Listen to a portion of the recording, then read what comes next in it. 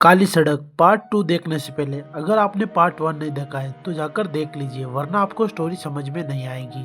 Part 2 में जो भी हुआ उसके बाद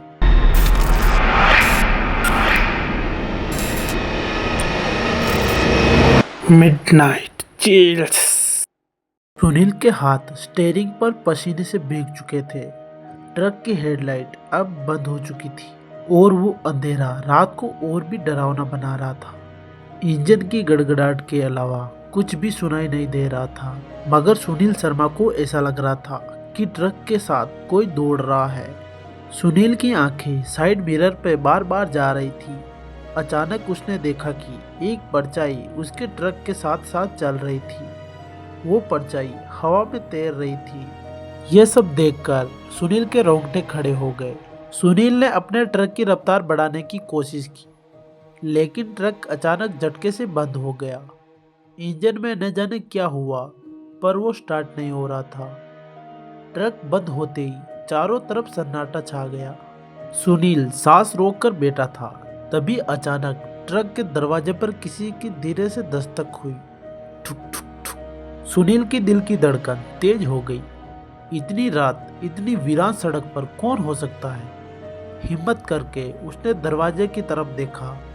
वहां कोई नहीं था, लेकिन दस्तक फिर से हुई।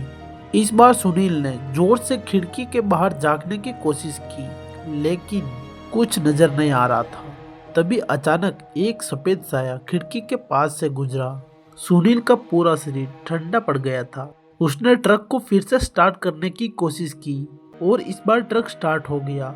बिना कुछ सोचे वो आगे बढ़ गया। जैसे जैसे आगे बढ़ रहा था, उसे ऐसा लग रहा था कि कोई उसके साथ चल रहा है। कभी बाईं ओर से फुसफुसाहट सुनाई देती तो कभी दाईं ओर से, रुक जाओ, मत जाओ। ये आवाज किसी महिला की थी, लेकिन उसमें एक अजीब सा कंपन था, मानो वो आवाज किसी दूसरी दुनिया से आ रही हो। सुनील ने पीछे मुड़कर देखने की हिम्मत नहीं की। वो सिर्फ ट्रक की स्पीड बढ़ाता रहा। तभी अचानक ट्रक के सामने एक महिला आ गई। वो सफेद साड़ी में थी। उसके बाल लंबे और बिखरे हुए थे। उसकी आंखें लाल और चेहरा पीला।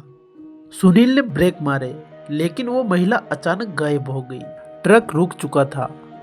सुनील बुरी तरह से कांप रहा था। उसके दिमाग में बस यही सवाल था, ये सब क्या हो रहा है? तभी अचानक महसूस हुआ कि उसके ट्रक पर एक भारी भरकम चीज चढ़ रही है। किसी के पैरों की आहटें छत पर गूंज रही थी। सुनील हिम्मत नहीं जुटा पा रहा था कि बाहर निकल कर देखे। अचानक ट्रक के शीशे में एक लंबी उंगलियों के निशान उभरने लगे। उसने आंखें बंद कर ली और मन ही मन में भगवान को याद करने लगा। तभी एक तेज हवा का झोंका आया और वहां सब कुछ शांत हो गया। ट्रक के ऊपर आहटें रुक गई। शीशे पर निशान उभरे थे, वो भी मिट गए। धीरे धीरे उसने आंखें खोली। सब कुछ सामान्य लगने लगा।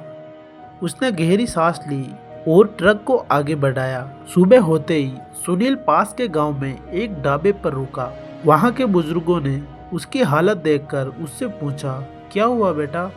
सुनील ने उन्हें पूरी रात की घटना सुनाई। एक बूढ़े आदमी ने कहा, तू बच गया बेटा। वो काली सड़क पर जो भी आत्मा भटकती है, वो हर किसी को वापस नहीं लौटने देती। उसने बताया कि कई साल पहले एक औरत को उसी सड़क पर किसी ने मार दिया था।